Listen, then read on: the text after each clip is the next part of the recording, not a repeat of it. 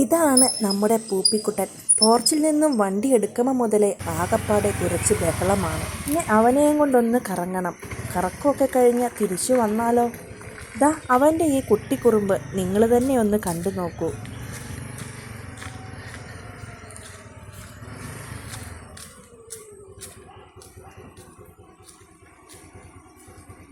ഇറങ്ങുന്നില്ലേ?